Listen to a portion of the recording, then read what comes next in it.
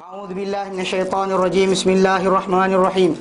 Alhamdulillah nahmaduhu wa nasta'inuhu wa nastaghfiruh wa na'udzu billahi min shururi anfusina wa min sayyiati a'malina. Man yahdihillahu fala mudhillalah wa man yudlilhu fala hadiyalah. Asyhadu an la ilaha illallah wa asyhadu anna Muhammadan abduhu wa rasuluh. Allahumma salli ala Muhammad wa ala ali Muhammad kama sallaita ala Ibrahim wa ala ali Ibrahim. Wabarik ala Muhammad wa ala ali Muhammad kama barakta ala Ibrahim wa ala ali Ibrahim fil alamin innaka Hamidum Majid. Rabbi shrah li sadri wa yassir li amri wahlul 'uqdatam min lisani yafqahu qawli, amma ba'd.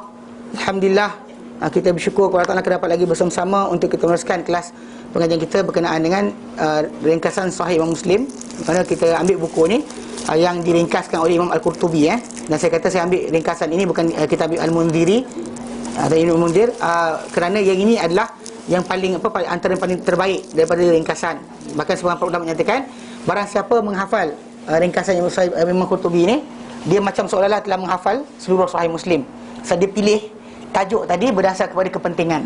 Dan juga actually memang lafaz-lafaz yang diambil tadi adalah lafaz himpunan bagi segala orang kata yang disebut kat situ.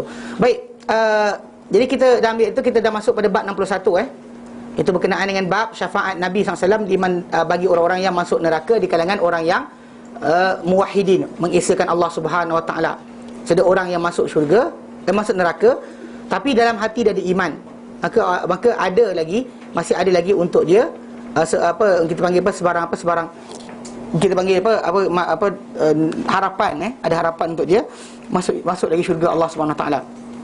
Dan ini kita kata hari itu kita terangkan bahawa syafaat ini bukan syafaat yang berkenaan dengan tajuk syafaat kubra untuk seluruh ahli mahsyar. Ini bukan syafaat. Syafaat untuk ahli mahsyar diperjalankan, dipergerakkan dia punya hisab. Nabi juga yang minta. Kemudian yang lepas daripada itu kita kata akan ada, lepas orang tu masuk neraka dan sebagainya, masuk syurga, masuk neraka, ada orang yang akan dikeluar dari neraka di kalangan ahli tauhid dipanggil. Okey. Jadi kita baca itu, kita kata bila Nabi SAW bila pada hari kiamat nanti manusia akan berkata ma jannasu ba'dhum ila ba'din, akan bercampur manusia satu sama lain. Lalu mereka datang jumpa Adam AS. Lalu mereka berkata pada Adam, mintalah syafaat untuk zuriat engkau. Lalu Adam kata, aku bukan untuknya, tapi hendaklah kamu jumpa dengan Ibrahim. So dalam fa innahu khalilullah, kerana dia adalah kasih Allah, dia orang khas Allah Ta'ala. Lalu mereka pun datang jumpa Ibrahim. Ibrahim kata, aku bukan untuknya, tapi datang jumpa Musa, kerana dia adalah kalimullah, iaitu orang yang berkata-kata dengan Allah Ta'ala. Ini kita kata macam mana, jangan bincangkan. Pasal banyak orang masalah kita cuba pakai akal. Kita kalau dengar macam mana suara apa, garau ke perlahan sebagainya, itu adalah benda-benda ilmu kalam yang tak masuk, tak patut dibincangkan pun. Kerana bagi kita, Allah Ta'ala bercakap, dia kata dia bercakap, ia bercakap. Laisa kamitslihi syai', tapi tak serupa, tak ada yang semisal Allah Ta'ala satu benda pun. Bukan serupa dia, serupa dia pun tak ada. Maksudnya sebab itu tak ada contoh. Cuma kita tahu kalimah itu benar. Kemudian Musa pun kata, bila datangi oleh mereka, datang pada Musa, Musa kata, aku bukan untuknya, tapi datanglah kamu jumpa dengan Isa, kerana dia adalah ruh Allah dan juga kalimahnya. Kita kata ruh Allah Ta'ala bukan maksudnya zat Allah Ta'ala diberi pada Isa AS. Bahkan itu adalah kemuliaan yang diberikan kepada Isa. Dia jadi itu macam jadinya Adam AS. Bahkan dia kalimah. Mereka sebut kun fayakun, sebut kun fayakun. Jadi maka dia pun jadi. Muka surat apa? 66. 66. Okey. Tapi ini saya refresh balik apa yang kita lepas. Kalau tak refresh kan nanti kita lompat ni kan masalah. Okey. Kemudian dia datang jumpa Isa. Isa kata lastulaha, aku bukan untuknya, tapi datanglah engkau kepada kamu semua kepada Muhammad. Lalu mereka datang Muhammad. Nabi kata fa'utiya, aku pun didatangi. Lalu Nabi kata, aku pun berkata bila datangi jumpa Rasulullah SAW, maka Nabi kata ana laha, akulah untuknya, I am for it. Kata akulah untuknya. Okey. Lalu Nabi kata aku akan bergerak menuju. Lalu aku minta izin pada Tuhanku, lalu diizinkan untukku. Lalu aku berdiri di hadapannya dan aku memuji dengan pujian aku tak mampu untuk memujinya sekarang.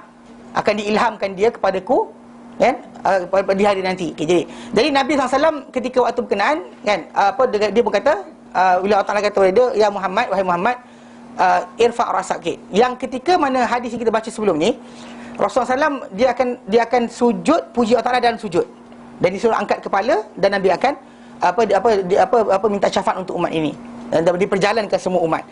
Kemudian dalam yang tajuk ini pula, hadis ni, Nabi puji Allah Ta'ala dahulu baru sujud. Either one, kita kata kalau dua keadaan berbeza. Satu tadi untuk syafaat kubra, syafaat uzma.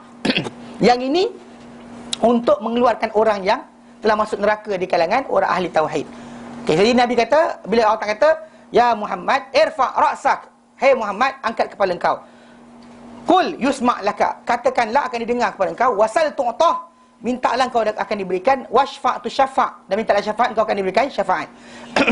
Fa'aqul, lalu aku akan berkata, ya Rabbi, wahai Tuhanku, ummati, ummati, umatku, umatku.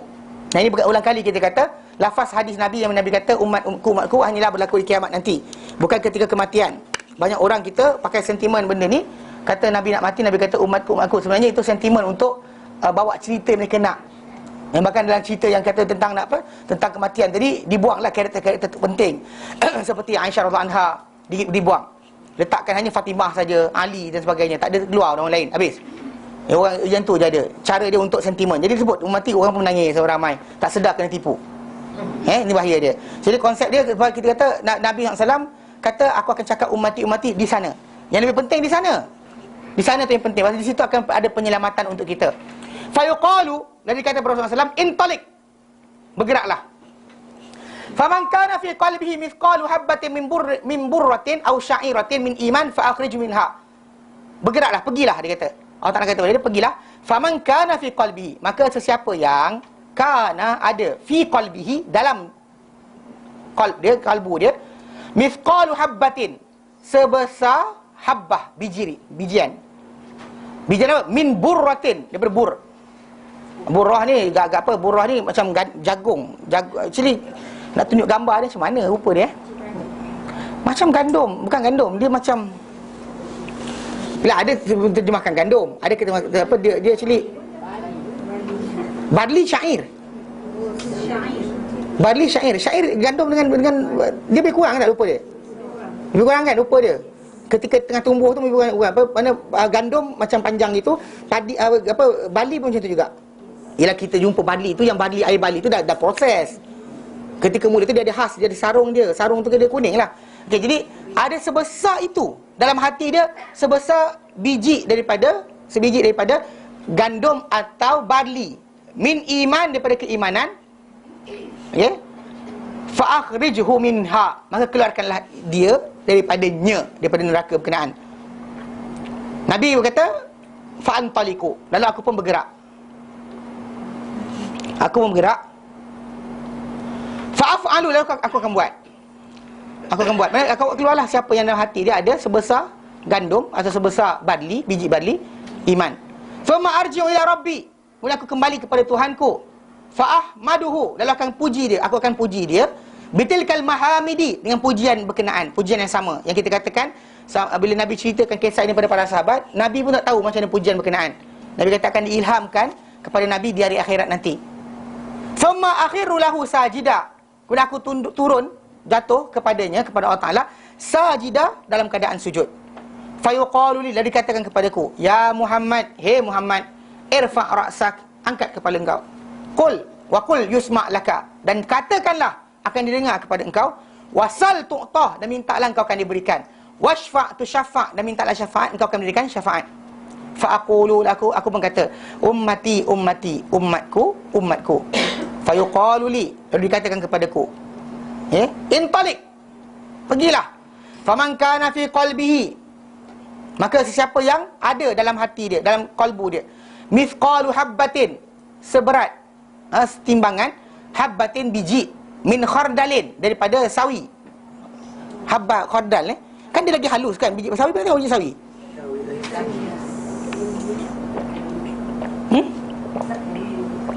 Kecil kan? Okey.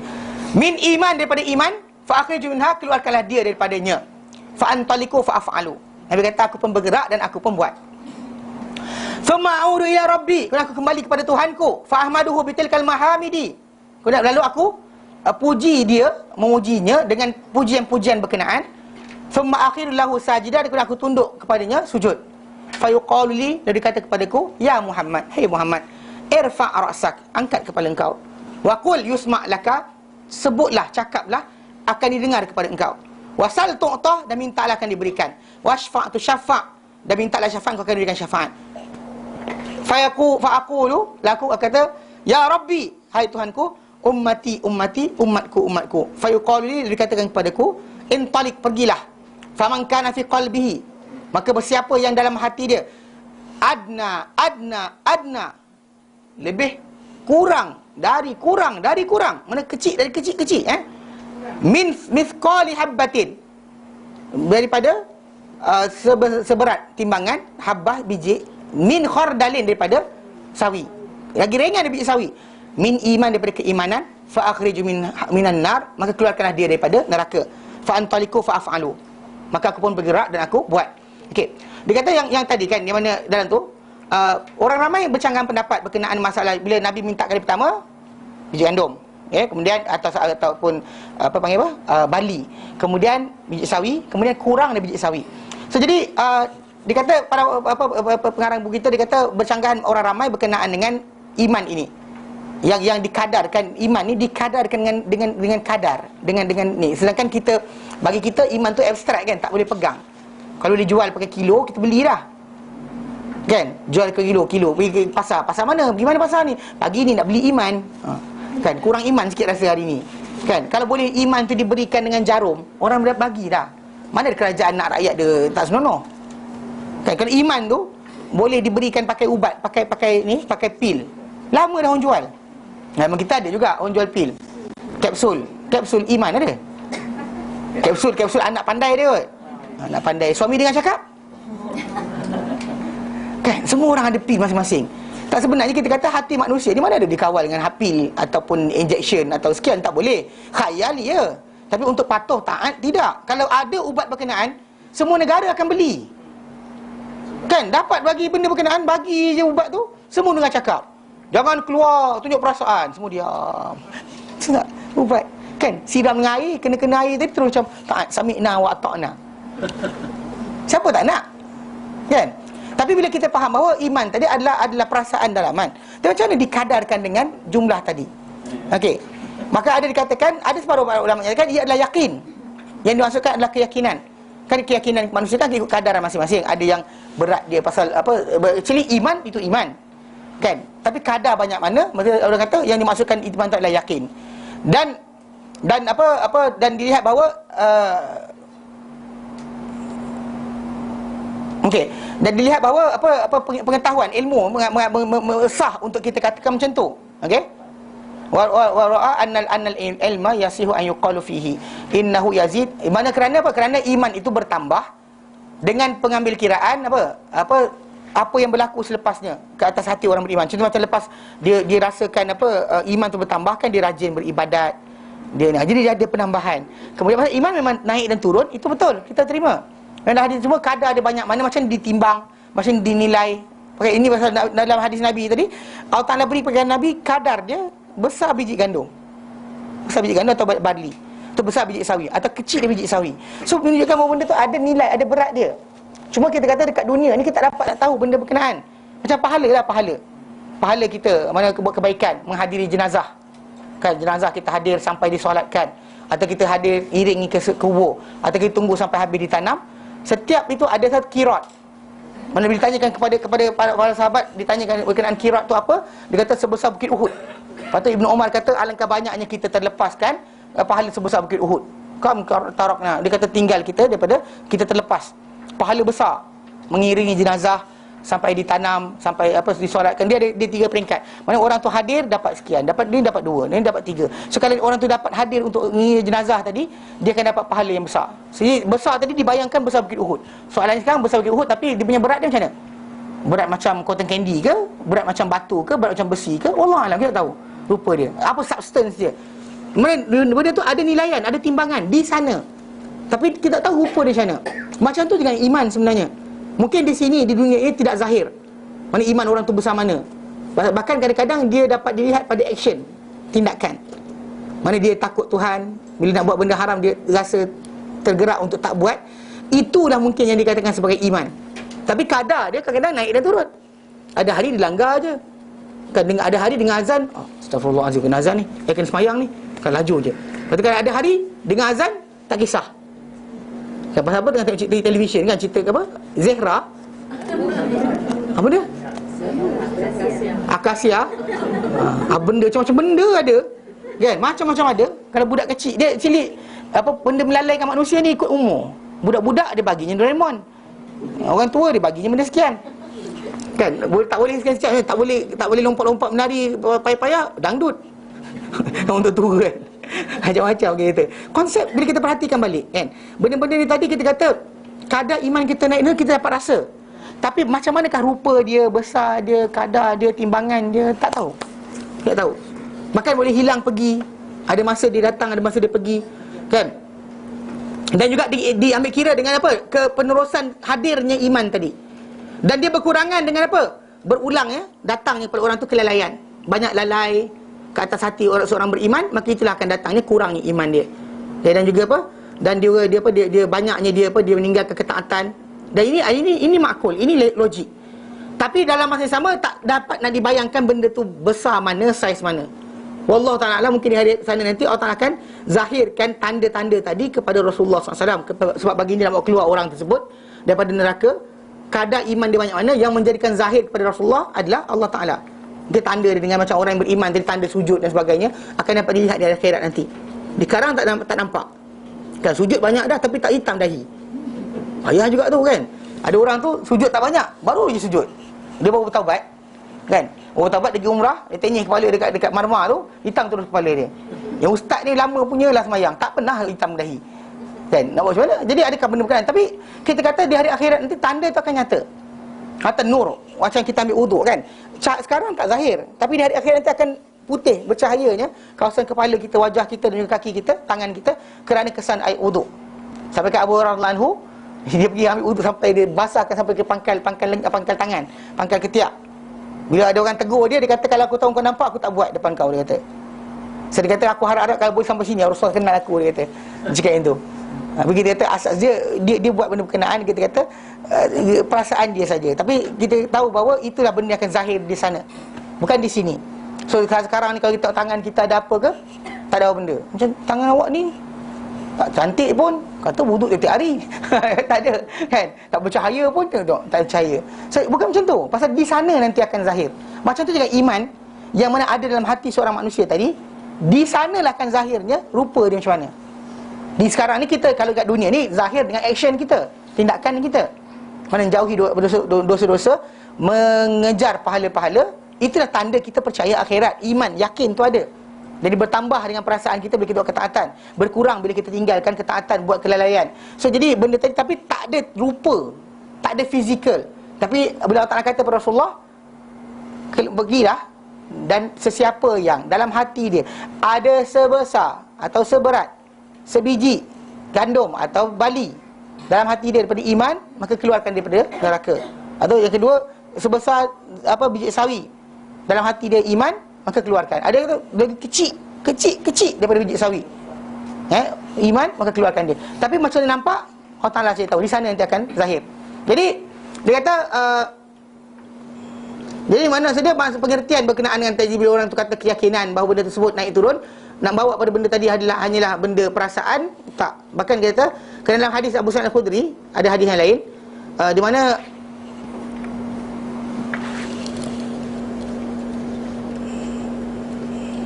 dia kata dalam hadis ni dalam hadis ini berkata orang mazhab Syafi'i, dia kata kami tidak biarkan dalamnya sebarang kebaikan. Mana orang tak ada orang sebarang kebaikan, mana orang tu dalam neraka nanti yang tinggal tak ada seorang pun yang dalam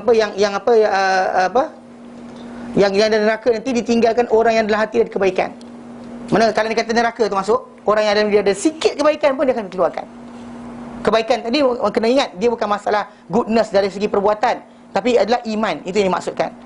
Kalau dia kata goodness tadi, orang kita salah faham, dia kata banyak jasa pada manusia. Betul lah, khairun nas anfa'uhu linnas.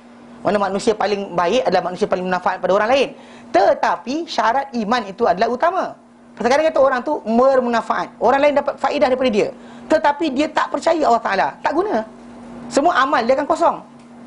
Sebab dia sampai kat sana tak ada nilai untuk dia ditimbang nanti. Mana semua apa benda dia makan kat dunia menjadi seolah bayaran kepada kebaikan dia buat. Nikmat Allah Ta'ala bagi pada dia, semua benda tu jadi apa? Jadi bebanan ke atas dia. Bukan menjadi macam kita kata apa? Menjadi kebaikan atau macam seorang mukmin, dia buat kebaikan, dapat kebaikan di dunia, itu bonus Allah Ta'ala tambah pada dia. Tapi akhirat tetap ada. Yang orang-orang yang tak ada iman, dia buat apa kebaikan, akhirat dia kosong, dunia tu dihabiskan semua sekali. Apa dia makan tadi dikira sebagai didak, tahu? Dia lihat, potong. Mana kebaikan, dia tolong orang semalam, penglihatan dia punya, kemudian pendengaran dia punya, kulit dia, makanan dia, semua sekali Allah Ta'ala potong. Every time dia makan apa, semua sekali dia dikira sebagai apa? Tengah membayar berkenaan dengan nikmat Allah Ta'ala bagi pada dia. Adapun mukmin tak. Anything dia rasai nikmat kat dunia ni tadi bukanlah sebagai pembayaran bagi benda-benda ganjaran akhirat. Bahkan dia adalah benda bonus Allah Ta'ala bagi pada dia. Dapat makan sedap, makan, tak ada masalah. Semalam ada Allah Ta'ala kumpulan, dia kata main golf macam ni ustaz. Saya kata kalau main golf tu, orang tu main golf, dia kata apa? Sebab doktor kata dia kena senaman, tapi tak boleh main lari.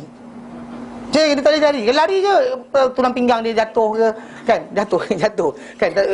Dislip ke, kan? Tak boleh lari. Entak-entak je lutut dia sabut. Dan doktor kata kena berjalan. Dia main golf tadi untuk berjalan. Dia tak berjalan lah. Saya tu buat lah. Pukul bola kejar. Kan? Pasal atas dasar untuk senaman doktor suruh tadi, yang tak boleh buat.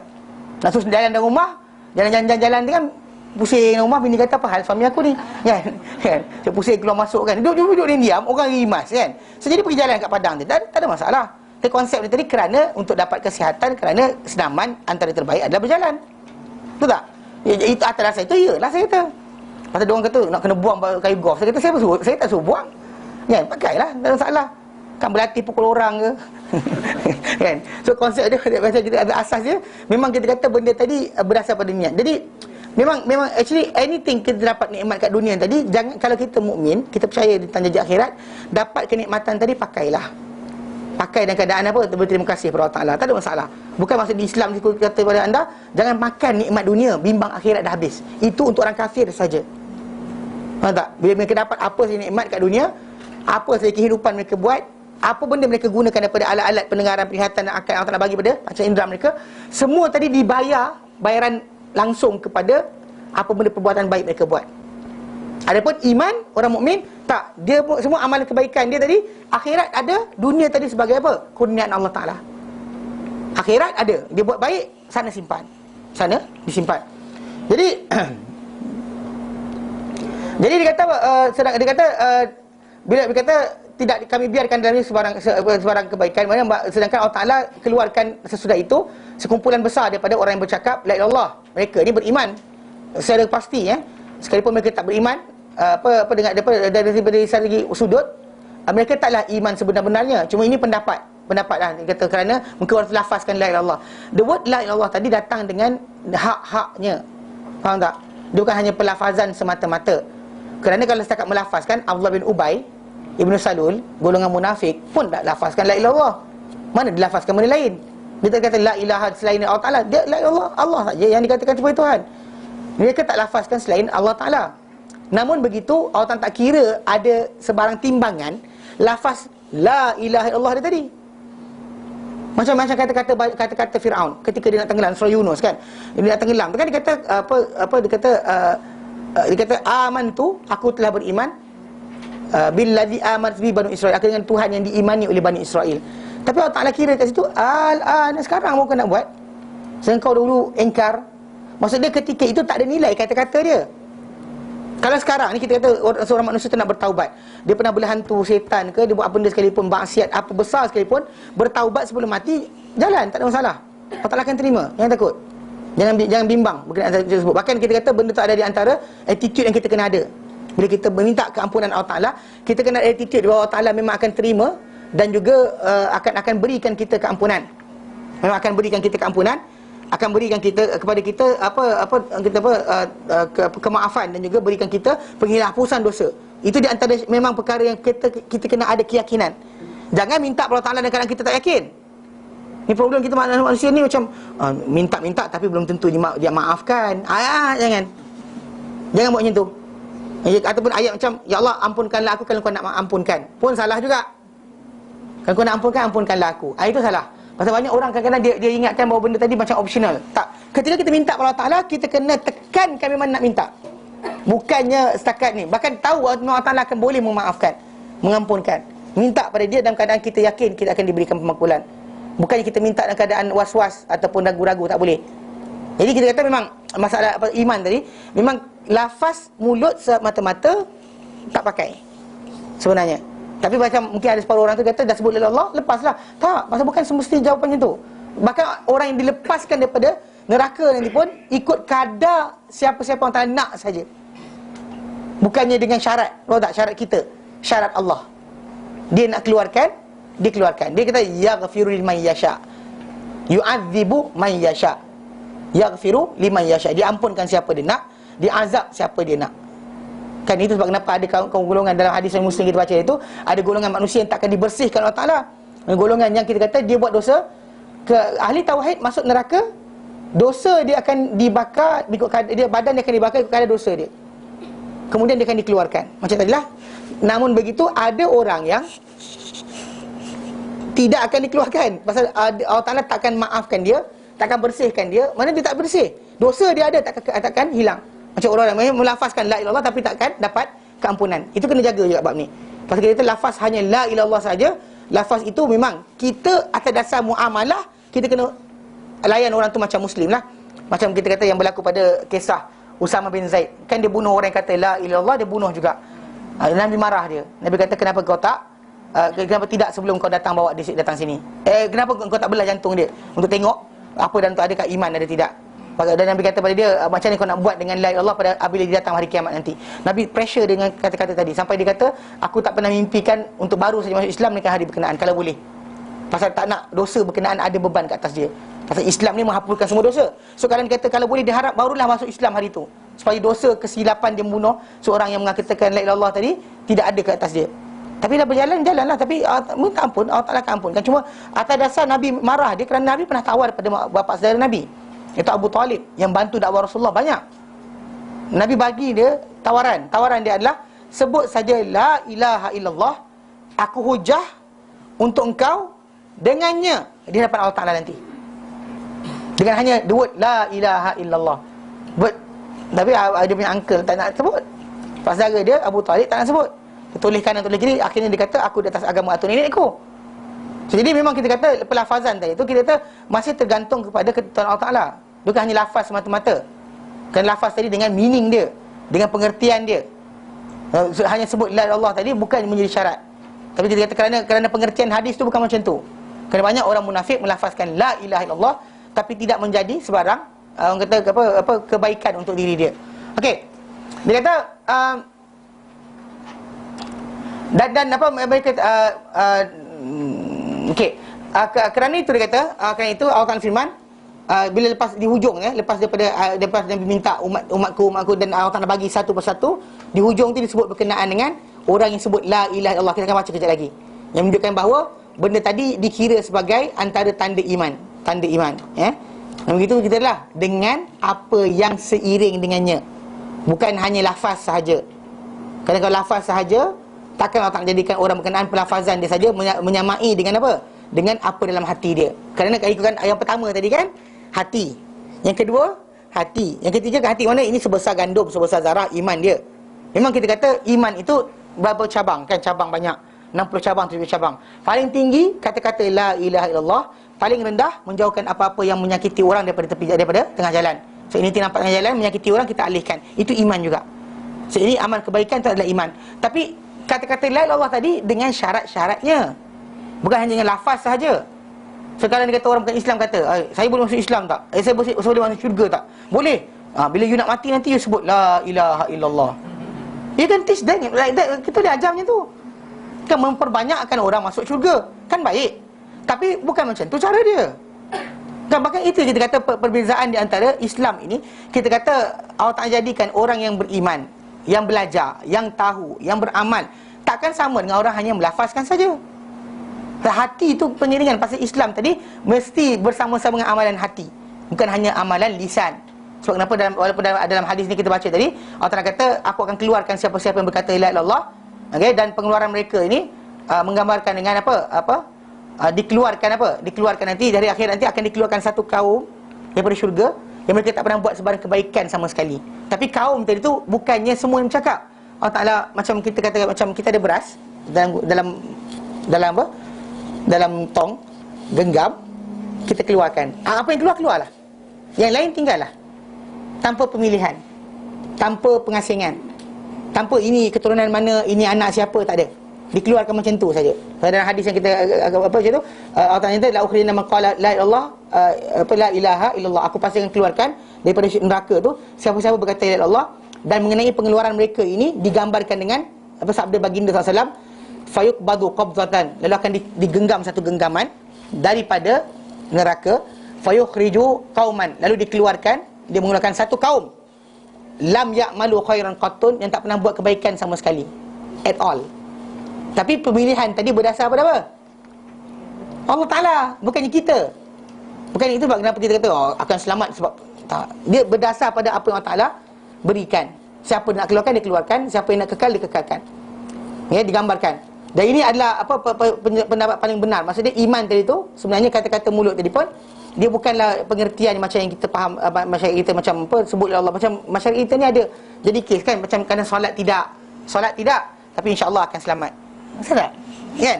You are not doing the work, tapi you want the promise. Maksudnya nak janji Allah Ta'ala tadi, nak janji Rasulullah ni tadi, tapi amal tak buat. Dia kata Muslim masih lagi mengucap 2 kalimah syahadat. Betul, tapi masalahnya hak dia apa? Sebab kenapa kadang-kadang ada orang meninggalkan hak kerana dia jahil. Semua tak nak ampunkanlah. Ada orang meninggalkan hak tadi sebab dia menentang, ingkar. Sampai kan mungkin terkeluar dari mulut dia macam ayat kita sebut tadi dalam kelas yang pertama. Dia kata apa? Saya tak pernah minta pun lahir seorang Muslim. The word keluar macam tu sekali, menunjukkan bahawa tak redanya dengan Islam. Jadi sama macam tu sekali. Dia kata saya tak pernah minta lahir seorang Muslim pun, so kenapa saya kena ikut perintah Islam? That wording saya pernah dengar ayat ni. Ayat-ayat yang keluar ni actually sebahagian daripada padri dan sebagainya, missionaries ni digunakan hujah ini untuk tarik keluar umat Islam yang tak nak beramal dengan Islam, dengan alasan kata kenapa nak kena paksa orang ikut peraturan Islam sedangkan kita tak ada pun sign kontrak sejak awal. Kontrak dah ada, kita tak ingat. Kontrak dah ada dah, sejak dalam roh lagi kita dah ada kontrak dengan Allah Ta'ala berkenaan. Itu Allah Ta'ala jadikan dalam fitrah kita, tengok benda yang tidak Islami, tidak bertentangan dengan akhlak Islam ataupun logik, kita akan tolak. Kita akan terima, hati kita akan terima. Macam Tuhan yang boleh tak boleh berkata-kata, Tuhan yang apa patung kan, tak boleh terima. Kita akan tabi'inya, kita tengok, kita kata bodohnya, kita akan nampak macam tu. Kita akan nampak benda berkenaan sebagai kebodohan. Macam bila ada orang pergi kubur kan, minta-minta kubur, kita macam apa pasal?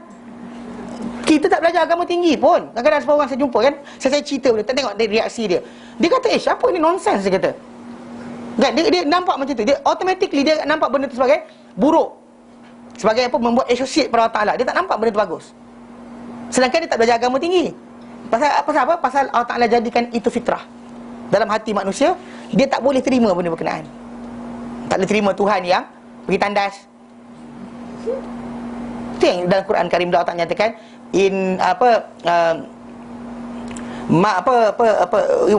masih ibn Maryam illa Rasulullah. Tidaklah Isa ibn Maryam melainkan utusan Allah Ta'ala. Wa ummuhu siddiqah, dan emak dia adalah siddiqah, seorang wanita yang benar. Allah Ta'ala nyatakan dalam Al-Quran, ayat Ma'idah, surah Ma'idah 75. Al-Ma'idah 75. Ni cara Allah Ta'ala, Allah Ta'ala bagikan gambaran kepada kita untuk buang sebarang pemikiran yang salah. Allah kata mal masih ibn Maryam illa Rasulullah. Tidaklah Isa bin Maryam tu kecuali utusan Allah Ta'ala. Wa qad khalat min qablihi ar-rusul. Telah berlalu sebelum baginda rasul-rasul yang ramai. Wa ummuhu, dan mak dia siddiqah, seorang wanita yang benar, truthful. Mana dalam perbuatan dia, kata-kata dia, semua sekali benar. Kana, Allah Ta'ala kata kana, mereka dua dahulu yakulani ta'am, mereka dulu makan makanan.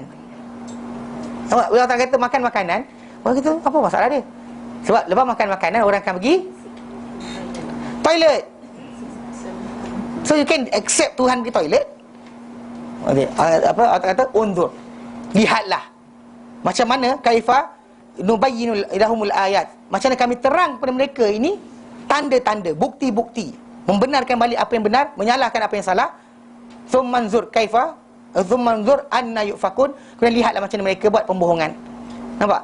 Allah Ta'ala bagi contoh itu je. Makan makanan, pergi tandas, lepas tu Tuhan. Fitrah kita tak terima, automatik kita tak boleh. Tuhan sakit demam. Kenapa? Demam, tak sihat. Oh ni turun hujan ni. Oh ya ke Tuhan tak jaga? Seriously, benda tak boleh terima. Kita lihat terima Tuhan yang macam tu. So konsep ini kita kata, itu yang kita kata kontrak yang Allah letak pada kita. Mana kalau kita langgar juga kontrak berkenaan, akal kita tak boleh terima benda tu. Tak logik kita kan. Sakit perut, Tuhan pergi tandas, Tuhan apa dengki dengan orang, dengki manusia macam dalam kisah dewa-dewa Greek. Kan dewa Greek kan, dewa-dewa Greek tu macam Zeus dan sebagainya kan. Dia kena disembah baru ada kuasa. Tak disembah dia akan musnah pula. Dia cipta manusia. Lepas tu kemudian manusia kena sembah dia supaya dia ada power pula. Kan nampak tak pelik kan? Jadi kalau manusia berhenti sembah dia, dia hilang pula. Itu kita kata akal kita macam tak logiknya. Kan? Kenapa jadi macam ni? Kita kata, kalau kata dia Tuhan, dia sustainer kan, bagilah alam semesta dia buat. Tiba-tiba dia bergantung pada makhluk dia buat. Dan masalah. Perlu manusia dia. Kalau manusia yang buat tadi tak sembah dia, dia hilang. Automatik kita reject. Automatik kita reject. Bahkan Tuhan yang lemah, kita tak boleh terima. So itu dah dipanggil sebagai fitrah. Yang kontrak Allah tulis pada hati kita. Yang kita dengan kontrak tadi, kalau kita follow kan guidance tadi, kita follow, tidak akanlah kita ni tersesat.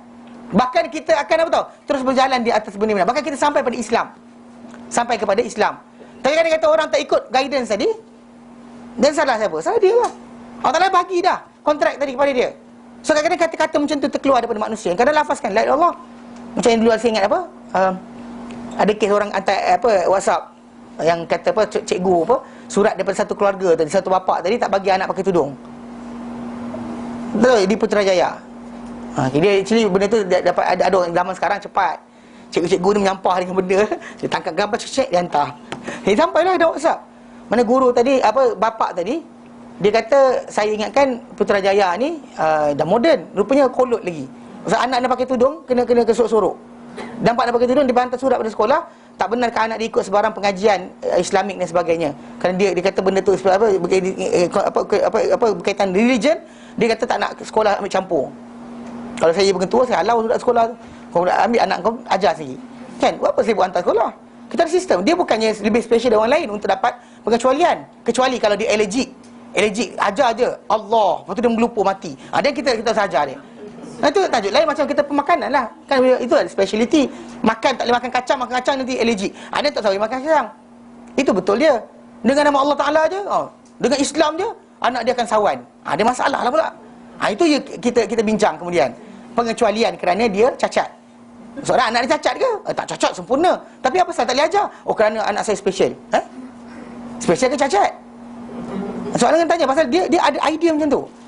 Tak nak anak dia diajarkan agama dan sebagainya. Sekarang orang macam ni, kita kata, kalau tanya hari raya, mesti sambut hari raya. Hari raya mesti sambut. Mana tak sambut? Seronok kan beli baju baru, nak tukar kelangsi dan sebagainya.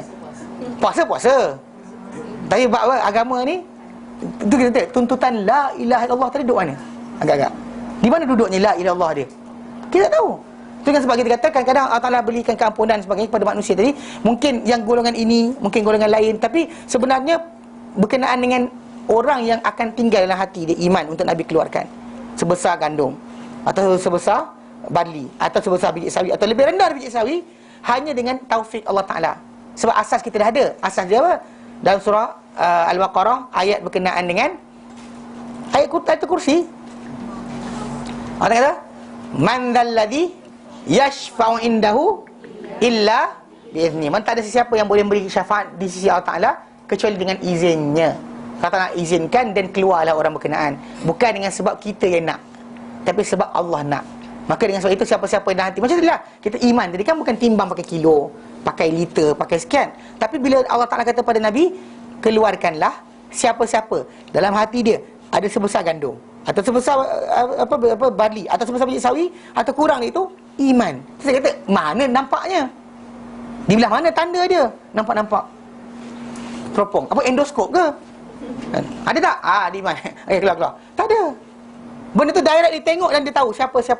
Yang menjadikan taufik untuk Allah Ta'ala nampakkan Nabi, siapakah orang yang beriman sebesar gandum, atau sebesar barley, atau sebesar biji sawi, atau kurang lebih biji sawi, yang jadikan Nabi nampak siapa? Allah. Itu sebab kita kata jangan perasan. Nak faham tak? Kita sebab kita bergantung totally kepada Allah Ta'ala. Untuk Nabi lepaskan kita pun sebab Allah Ta'ala izinkan. Bukan sebab Nabi nak, tapi sebab Allah Ta'ala izinkan. Sebab Nabi kena minta. Puji Allah Ta'ala. Lepas tu umum diminta, ummati. Dia tak sebut mana kawasan mana, negeri mana, daerah mana, tak ada. Kampung sekian ke, kalau kita ramai-ramai kan, kampung ni ke, pelajar yayasan taklim ke, mana ada jaminan macam tu? Tak ada jaminan. Budak lepas ni malah datang kelas dah, tak ada jaminan. Orang suruh belajar, bukan jaminan, dia datang dengan belajar. So konsep dia maksud dia memang kita kata memang hanya lepas dengan izin Allah Ta'ala. Dan sebab itu kita kata concerning iman tu rupa macam mana, ketika akhirat nanti terpulang pada Allah Ta'ala. Kita tak tahu besar mana iman kita. Adakah sebesar biji sawi? Bahkan kalau kata macam dikatakan iman Abu Bakar, kalau dia letak satu cepir, iman umat Muhammad seluruhnya letak satu cepir, berat iman Abu Bakar. Besar tu macam mana ruang dia, rupa dia. Macam tepung ke, serbuk ke, serdak ke, kan apa saiz dia, apa tanda dia. So konsep itu kita biarkan pada Allah Ta'ala semata-mata. Allah Ta'ala letakkan dalam ajaran dalam tajuk ni, Nabi beritahu kepada kita akan dikeluarkan. Macam mana? Tunggu sana nanti. Untuk kita mintalah kepada Allah Ta'ala supaya diberikan kita dengan keampunan banyak-banyak. Semoga kalau kena dengan taufik Allah Ta'ala tadi, kita jadi orang berkenaan, dikeluarkan kita dengan sebab apa yang Nabi SAW akan diizinkan Allah Ta'ala dengannya. Itu tajuk orang yang ada iman dalam hati dia sebesar gandum, barley atau biji sawi, atau kurang daripada biji sawi. Jelas? Ya, baik. Dan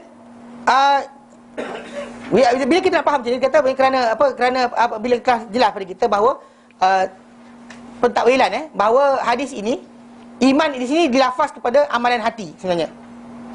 Ya, iman itu sebenarnya amalan hati. Sebenarnya bukannya amalan yang zahir. Amalan hati. Yang zahir ini hanyalah pembenaran. Sebab tadi dalam hadis itu Allah kata, keluarkanlah orang yang dalam hati dia. Man kana fi qalbihi. Kan daripada tadi. Okey. Jadi siapa-siapa dalam hatinya, maksudnya duduknya iman tadi di hati. Memang itu adalah amalan hati, bukannya amalan badan. Pasal badan kita boleh beramal, tapi mungkin hati kita tidak macam tu. Mungkin kerana kita nakkan benda duniawi. Contoh macam nak kahwin dengan anak Pak Imam, kan? Pernah dengar cerita kan? Nak belajar bahasa Arab, nak kahwin dengan anak Pak Imam, kan? Boleh juga. Tapi benda tu amalan kita bukan lillahi ta'ala. Bukan sebab percaya janji akhirat, tapi kerana apa? Nakkan benda duniawi pun ada juga. Belajar kerana untuk dapatkan pangkat dan juga kedudukan pun ada juga. Belajar untuk supaya orang puji pun ada juga. So benda-benda berkenaan kita kata gagal. Mungkin orang tadi kita kata tak dapat nak belajar, tapi niat dia ada, keinginan dia ada, tapi tersekat dengan secara hidup dia. So benda tadi, orang tadi mungkin dapat benda yang pahala dapat full, penuh. Macam Nabi SAW nyatakan berkenaan orang-orang di Madinah. Nabi kata dalam hadis Sahih Muslim, Sahih Bukhari, kisah berkenaan orang di Madinah. Nabi kata di Madinah tu ada orang-orang, satu kumpulan manusia yang tidaklah kamu, para sahabat dengan Nabi keluar pergi dalam perang Tabuk. Jadi Nabi naik bukit turun bukit dengan para sahabat. Nabi kata tidaklah kamu naik bukit turun bukit dan sebagainya, melainkan mereka bersama kamu di segi pahala, tapi menyekat mereka keluar kerana kemiskinan. Tak dapat mereka keluar untuk berperang kerana kemiskinan. Maka golongan tadi pahala dia paid in full, penuh, bukannya kurang. Mana tadi keluar kan, panjat bukit turun bukit, dia orang duduk kat Madinah je, tapi apa? Pahala dia orang berjalan dengan penuh. Sebab apa? Niat yang betul. Macam niat betul lah orang yang niat betul nak bangun malam, tapi tertidur. Tidur dia tadi adalah sedekah daripada Allah Ta'ala untuk dia. Pahala berjalan. Betul tak? Betul tak? Okey. Jadi ini kita bincangkan itu berkali-kali. Tapi bukanlah maksud dia orang tu hanya niat je. Actually kalau dia niat saja tak nak bangun pun Allah Ta'ala tahu. Aku dengar Ustaz Adli kata kalau niat pun jadi. Aku tak nak bangun tapi aku niat je lah. Maksud dia Allah Ta'ala tahu. You can do whatever you want, tapi Allah Ta'ala tahu. Dan kita pun tahu. Adakah kita truthful dalam kita, benar dalam kita apa? Nak bangun malam ke tidak? Betul tak? Kita tahu tak? Tahu. Pasal dengar kata mudah, simple je ni, letih ni, tak sikit. Kita nak bangun kita, Allah Ta'ala tahu. Kita niat betul kita. Kalau niat kita betul, diberikan kita pahala benda berkenaan. Walaupun kita tak dapat nak buat. Pahala-pahala, perkara-perkara yang tak dapat buat, tapi kita niat kita betul. Orang yang niat dia betul, dia akan diberikan pahala mati syahid sekalipun dia mati atas katil. Dia mati atas katil, normal death, tapi niat dia betul, maka Allah Ta'ala berikan dia apa? Pahala mati syahid. So ini datang dalam hadis Nabi SAW. Jadi memang itu sebenarnya amalan hati. concern hati sebenarnya. Tapi kita tak boleh nafikan bahawa hati tadi kenalah keluar apa yang ada dalam hati tadi kepada perbuatan. Faham tak? Jangan pula kita cerita bab hati saja, kemudian perbuatan ni tak kisah. Itu lagi salah. Hati sudah bersih, luar ni kotor pun tak apa. Janji dalam ni bersih. Ni permata dalam ni, dia kata. Permata bersih yang sinar. Luar ni hampir semua sekali. Mata dosa banyak, telinga dosa banyak, mulut dosa banyak, tangan dosa banyak. Hati tip top. Dia kan ada hantar polish setiap minggu. Ni minggu dengan maulid ke dengan apalah, macam-macam kan. Kemudian dengan program tadi dia kata dia akan bersih hati dia. Jadi orang macam ni kita tak masalah. Dia pasal dirasakan ada polishing. Sedangkan benda berkenaan berlaku setiap waktu, bukan seminggu sekali. Every day, every time. Mana hati kita kena betul. Memang tadi ada kisah bila orang tanya saya berkenaan dengan tajuk apa? Tahlil. Dia kata tahlil. Saya kata tahlil ni memang bukan daripada mazhab Syafi'i, tak ada wujud pun. Dia tak faham. Saya kata sinilah, kalau dia kata orang tu betul-betul faham hadis Nabi yang Nabi kata bila mati anak Adam terputus amalan dia kecuali 3 sumber. Mana tak ada amal baru untuk dia except daripada 3 sumber. Sedekah jariah, mana dia dah sedekah ketika hidup dunia dahulu, dia betulkan jalan raya dan sebagainya, dia mati, jalan tu dilalui oleh orang, digunakan, dia dapat pahala. Saya tak sebut sekolah agama, sebab apa? Sebab nanti orang sebut sebagai sekolah agama, lupa jalan raya rosak. Tak, sebenarnya benda tadi benda bermanfaat untuk semua. Jamban ke, tempat berteduh motosikal ke, kan nampak lopak-lopak jalan raya kan, rasa duit banyak sangat duit, nak buat apa tak tahu kan. Tengok jalan raya depan rumah tu rosak, betul kan lah kan, tak ada macam, tapi ini JKR punya kerja, lantak payah sangat kan. Jadi jalan depan rumah je kan, rumah dia besar gila, jalan depan rumah hampir kan, cantik lagi jalan dekat rumah setinggan kan. Dia punya jalan tak ada dulu nak inisiatif langsung. Dia orang lintas tu, kalau budak lintas naik basikal jatuh dan sebagainya, kalau dia buat benda berkenaan, siapa saja pakai, Muslim ke kafir ke, kucing lintas pun dia dapat pahala. Kucing lintas, pahala berjalan kat atas dia. Tu sebab kenapa belajar, orang macam kata sedekah. Okey. Kemudian ilmu nafaat, kita ajarkan ilmu, apa saja ilmu. Kan ilmu masak ke, ni kedekut. Kan ilmu masak ni resepi keluarga air, dia kata. Kan? Bagilah supaya perempuan tadi bapa masak untuk suami dia sedap, suami dia sayang. Kasih sayang suami tadi berlaku dengan sebab masakan kita ajar. Tak ada pahala kat situ. Oh, ada ustaz, tapi lagi. Akhirat, betul, nak syurga high class. Tapi apa amalan kedekut gila. Mana boleh macam tu? So, itu dalam ajaran, anything ajar, bukan hanya agama, anything, adab, benda baik, Betul ada orang kata, habis pukul kayu golf ustaz, cara pukul. Itu yang bermanfaat lah kata, yang bermanfaat, ilmu yang tafa'u bihi. Ajar main game, cara nak lepas level ni. Ni cara ni, kau kena tekan ni dulu, Candy Crush. Tolak ini, tolak sini. Itu cara dia. Actually, kita manusia kan, bermanfaat. Any ilmu, mana cara makan ke, kan, apa saja ilmu yang kita boleh ajarkan, ajar. Yang kedekut. Kan banyak ilmu ni bukan makin bergaya atau makin elok dengan disimpan. Dia jangan kita macam kita hati kita macam ada ilmu, lintas kan, bangga seorang. Aku seorang jadi. Tak senonoh pun. Kan? Benda tu dia zahir, dia bertambah dengan disampaikan. Okey, yang terakhir anak yang soleh. Kan saya cakap dia kata anak yang soleh. Dia kata anak yang soleh ni maksud dia amal anak yang soleh tadi mau apa dia dapat saham. Itu maksud sebenar. Pasal putus amal kecuali ada anak dia, anak tu buat apa saja, solat dia dapat saham, puasa dia dapat saham, anak tu perempuan taat suami dia dapat saham, anak tu tutup aurat dia dapat saham, semua dapat saham. Maksud dia anything, tapi syarat dia anak tu kena sentiasa ada ingat doa untuk mak bapak. Maka dengan doa tadi link berjalan, disampaikan kepada dia, pada mak bapak tadi, pahala anak tu buat apa, anak tu dapat apa dia buat, dia dapat saham apa yang anak tu buat. Jadi anak tu jadi macam pokok yang ditanam oleh seorang, kan benih kan, pokok kita tanam, yang pokok tu membesar, kemudian keluar bunga dimakan oleh rama, oleh makan semut, oleh makan lebah, dapat pahala. Jadi putik tu dimakan oleh, dapat pahala. Buah dimakan oleh manusia, oleh burung, oleh binatang, dapat pahala. Daun dia dimakan oleh ulat, dapat pahala. Kemudian daun tu gugur dimakan oleh cacing, dapat pahala. Orang berteduh pokok tu dapat pahala. Burung bersarang kat pokok tu dapat pahala. Macam itulah keadaan pokok tadi. Cuma pokok tadi tak payah doakan kita. Tahu? Pokok tak payah doakan kita. Tapi yang ini, anak tadi kena doa kita supaya link tu berjalan. Itu je. Kalau itulah kita kata idea yang kita ada, manusia akan jadi baik tak? Every time nak buat apa, kalau aku buat macam ni, mak bapak aku tak dapat pahala. Nampak tak?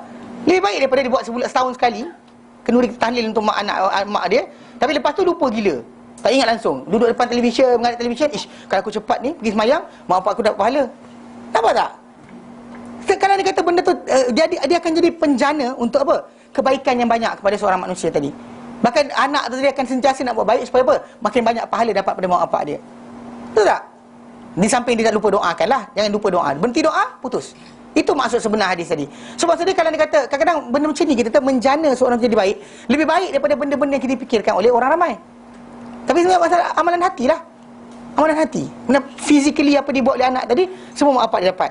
Dengan syarat anak tu dia katakan anak yang baik. Dia macam apa? Benih yang baik ditinggalkan oleh suami isteri tadi. Pokok yang baik, macam tu. Kalau pokok tu dapat hasil, macam tu je dengan apa? Anak tadi. Tak payah niatkan apa-apa. Ajar anak tu dengan baik. Maka kadang anak tu belajar Quran bukan kita. Dia belajar dengan guru yang lain. Dia belajar akhlak dengan orang lain. Tapi akhlak, apa kebaikan dia buat, kita dapat faham. Dia buat jahat, kita tak kena. Dia buat kecuali kita ajar. Kita ajar cara pukul orang. Every time dia pakai ilmu pukul orang tadi, kita kena. Ataupun ilmu supaya apa? Apa cara nak apa nak ini itulah dia ajar. Cara nak jatuhkan kawan kau macam ni kan. Dia ajar saja, kita buat, dia kena. Tapi kan dia kata bukan dia ajar, kalau keburukan takkan sampai. Kalau kebaikan walaupun bukan dia ajar, tetap akan sampai. Sebab dia adalah benih kita. Dia adalah benih yang kita tinggalkan kat dunia ni. So, jadi itu sebab kenapa seorang manusia tu kena faham. Kadang-kadang benda-benda hati ni tadi kena kecil, tapi lebih besar nilai daripada amal fizikal. Jadi dengan sebab itu iman itu adalah sebenarnya amalan hati. Jadi dilafazkan iman kepada amalan-amalan hati. Seperti apa? Niat, ikhlas, takutkan Allah, tulus ikhlas. Okey? Dan sebagainya daripada amalan hati. Okay, namakan iman kerana tempat iman tadi, kerana ia hati tadi adalah tempat iman ataupun berkaitan dengan iman. Hati kita adalah tempat mana iman itu mendiam. Dan pada keadaan orang Arab ni kebiasaannya mereka menamakan satu benda dengan apa? Benda yang menemaninya. Okey. Jadi bila dan hanyalah kita kata dimaksudkan dengannya amalan hati yang disebut dalam hadis ni. Bila kata orang siapa ada hati dan sebesar zarah iman, sebesar ni iman sebesar apa biji sawi iman ni dihaskan daripada hati, bukan amalan badan. Kerana dalam hadis tadi Allah Taala sebut pada Nabi, man kana fi qalbihi, barang siapa dalam hati dia. Tak dikira yang zahir dia. Maksudnya kalau sini tanda hitam pun tapi sini tak ada, tak pakai. Dikenali orang ahli tauhid juga, orang yang sujud ni dengan tanda dia. Orang terakhir masuk syurga dikenali dengan tanda sujud. Orang yang terakhir masuk syurga dengan tanda sujud di dahi dia. Bukan hitam tu, nur yang ada pada dahi dia. Tapi anyway, okey, dikenali. Tapi yang sekarang ni yang Nabi Allah Taala suruh Nabi keluarkan dalam hati dia. Bukan pada jasad dia. Bukan dengan tanda apa? Wuduk dia, bukan. Bukan dengan cahaya wuduk, anggota wuduk dia, tapi dengan apa? Iman dalam hati dia. Itu dikatakan yang paling bermanfaat. Mana dan kamu temui dalam hatinya. Mana dikhaskan dengan hati. Dan tidak boleh untuk guna tasdid ala man taqaddam. Okey. Dan tak adalah kita kata benda tadi atas lafaz tadi percaya saja seperti yang telah lalu. Maka nyatalah kat sini apa yang dikatakan. Allah Taala saja mengetahui. Dan disebut bahawa habbah tadi atau separuh dia atau sebesar sebahagian dia atau kurang daripada itu, ia adalah gambaran berkenaan dengan banyak atau sedikitnya amalan-amalan hati tadi. Takut Allah Taala pada dia ada banyak mana, ikhlas Allah Taala kepada Allah Taala pada dia ada banyak mana. Mana itu yang dimaksudkan dengan iman tadi. Bukan hanya setakat keyakinan hati percaya Allah Taala Tuhan, tapi amal yang dia telah buat. Pasal apa yang tinggal dalam hati dia tadi adalah apa? Kesan amalan dekat dunia. Kesan amalan dekat dunia dahulu, dia jauhi perkara-perkara yang haram, dia buat yang disuruh sebagainya. Benda tu tinggal dalam hati dia, dia takutkan Allah, dia tinggalkan takut Allah Taala. Dalam hati dia akan tersimpan amal hati tadi sebagai apa? Khauf. Kalau dia kata ikhlas dalam hati juga. Mana dia buat benda yang biasa-biasa buat kerana mak mentua datang rumah, mak mentua ada kat rumah, tapi ada sekali tu dia buat tanpa ada kaitan dengan siapa, hanya kerana Allah Taala. Itu yang akan tinggal dalam hati dia. Yang tu akan timbangan dia akan berat, besar ini, besar ini, besar ini. Banyak mana setiap kali amal tadi Allah Taala kita tahu besar mana. Dan tapi yang pentingnya kita kata benda tadi adalah amalan dalam hati, bukannya amalan anggota tubuh. Dengan sebab itu kita kata kenapa disebutkan benda sebut kebalik kepada tajuk amalan hati. Okey. Dan dia kata lepas tu, dan hadis ini dan hadis ini adalah hadis Ma'bad daripada Anas. Dan adalah hadis Hasan daripada Anas.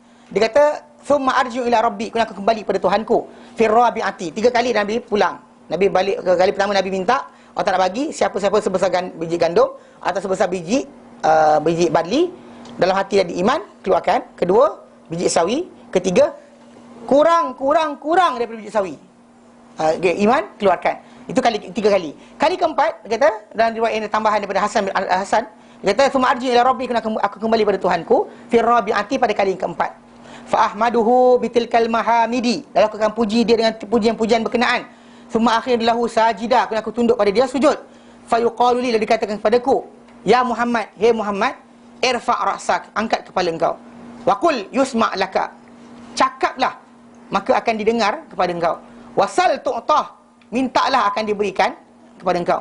Washfa' tu syafa', mintalah syafaat, akan diberikan syafaat kepada engkau. Fa aqul, lalu aku pun berkata, Nabi kata, ya Rabbi, wahai Tuhanku, i'zin li fi man qala la ilaha illallah, izinkanlah untukku fi man, pada siapa yang qala, berkata la ilaha illallah, la ilaha illallah. Qala berkata Allah Ta'ala, laisa dzaka laka, laisa dzaka laka, tidaklah itu untuk engkau. Mana that is not for you, ya. Au qala laisa dzaka ilaika, bukanlah itu kepada engkau, bukan kembali urusan itu kepada engkau.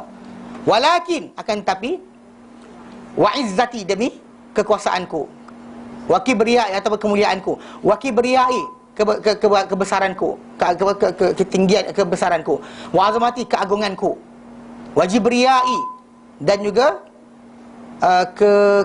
situ satu apa? Kesombonganku.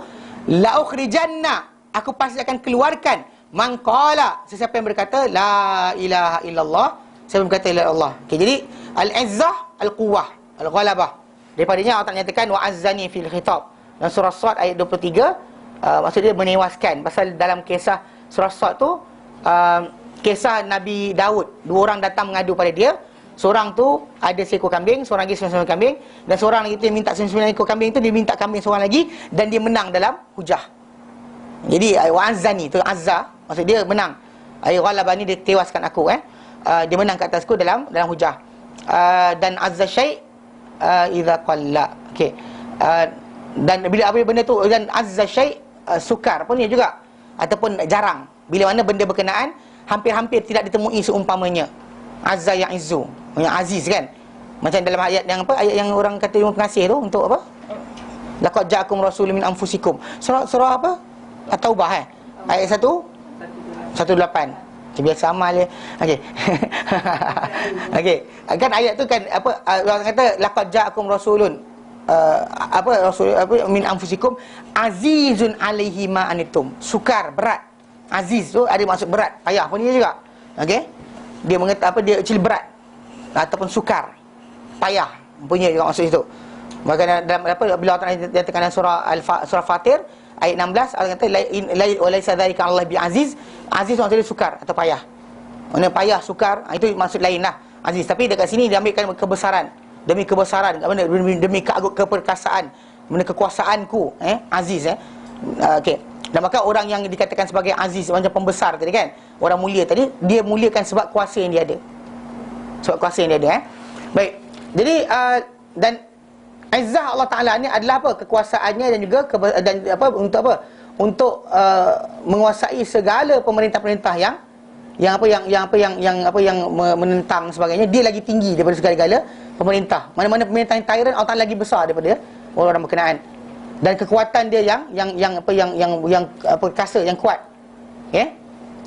Dan Allah Taala dari keadaan sebut, namun gitu dia adalah laisa kamitslihi syai', tak serupa dengannya sesuatu pun. Kita faham pengertian, tapi apa benda yang akan berlaku nanti, Allah Taala terangkan pada kita tahu di sana nanti. Bukan di sini. Kita boleh belajar tentang sifat Allah Taala, tapi hakikat sebenar Allah Taala saja yang tahu. Contoh dia kata dia Maha Pemurah. Murah macam mana pemurah dia? Tak ada bandingan sebenarnya. Macam juga kebesaran, keagungan dia, keperkasaan dia, tak ada perbandingan sebenarnya. Cuma kita boleh faham pengertian lafaz, tapi tak tahu berkenaan dengan realiti. Okey. Adapun kibriya. Kibriya itu kibriya ni adalah kibr. Okey? Kibr. Dan apa, kibriya atau kibr ni datang masdar daripada apa, kabura fi nafsihi, besar diri, membesarkan diri, membesar. Okey, dan asal dia apa, juga maksud dia digunakan kabura sin, bila orang tu tua umur dia. Okey? Digunakan juga kabura, besar. Tapi yang dimaksud sini bukan tua, tapi adalah kebesaran, keagungan, Okey. Dan apa dia kata kat sini, bihukmi urfi istimal ibarati fi usul kamal zat. Okey. Tapi kebiasaan digunakan kibr ni tadi bukan kepada kepada keburukan, tapi keelokan kesempurnaan zat.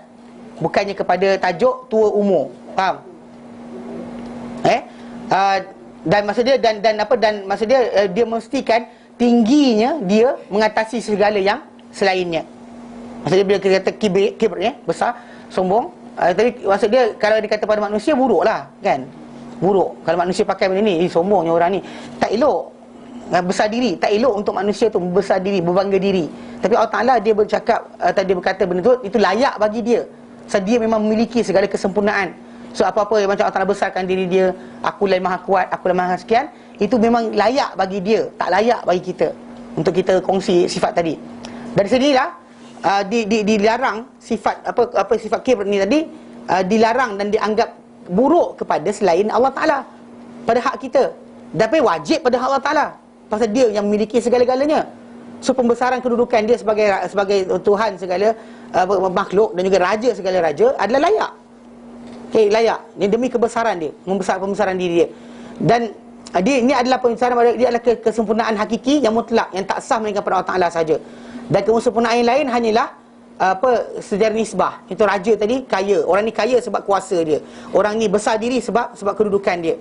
Kan? Maksudnya orang ni besar sebab kekayaan dia, ini besar sebab kedudukan dia, ini sebab harta dia, atau ini sebab pengaruh dia. Semua tadi nisbi. Nisbah pada orang tertentu saja.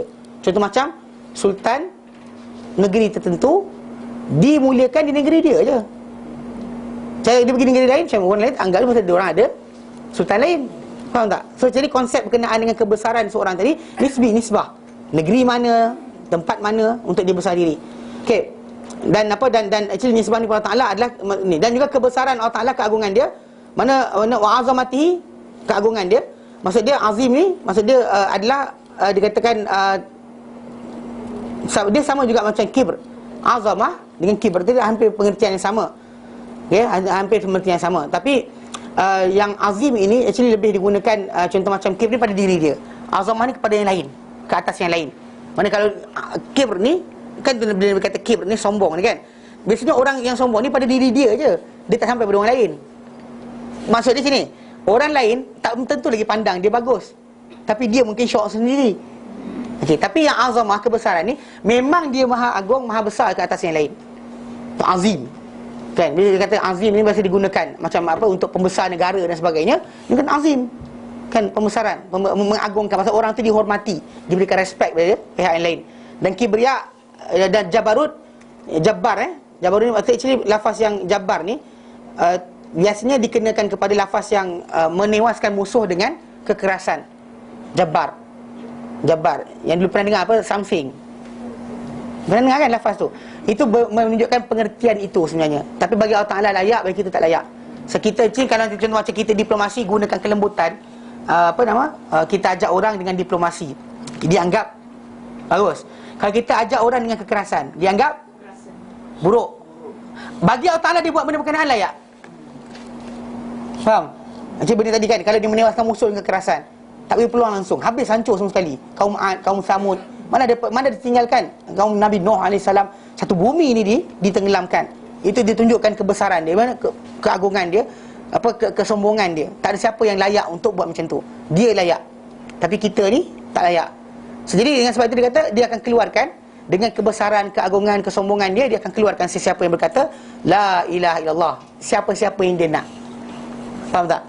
Bukan hanya siapa-siapa yang bercakap saja. Kerana apa? Memang dalam hadis yang lain akan datang, kita terangkan, dikeluarkan nanti siapa yang bercakap tadi macam genggaman, digenggam satu genggam, keluar punya tu tanpa tengok siapa. Tak ada macam choice, macam kita pilih kan. Ni Melayu, Arab. Tak ada. Dalam tu diambil, dikeluarkan. Siapa yang dapat, dapatlah. Siapa tak dapat, kena. Dan bila Allah tak bagi, memang orang tu layak dapat benda macam tu. Bukannya sebab kita kata Allah Ta'ala tak tengok betul-betul orang tu ada kebaikan ke tidak. Dia tahu orang tu ada kebaikan ke tidak, orang sebut ke tidak, layak ke tidak orang tu dapat keampunan, layak tak dia masuk syurga, pun terpulang pada Allah Subhanahu Wa Ta'ala. Memang kita tergantung dengan apa? Semata-mata rahmat Allah Ta'ala, bukan dengan orang lain syurga kita. Faham? Sebab itu jaga-jaga bab ni. Pasal kadang-kadang bila kita baca hadis di sini, ada orang dia baca separuh dan dia tak faham pengertian, dia ingatkan bahawa dah selamat dah. Dah selamat dah. Tak. dengan siapa yang Ta'ala nak kehendaki. Sifat harus tadi berjalan ke atas Allah Ta'ala. Dia nak buat apa saja, dia buat. Bukan kita yang menentukan ke atas dia. Jelas? Jelas? Ada soalan?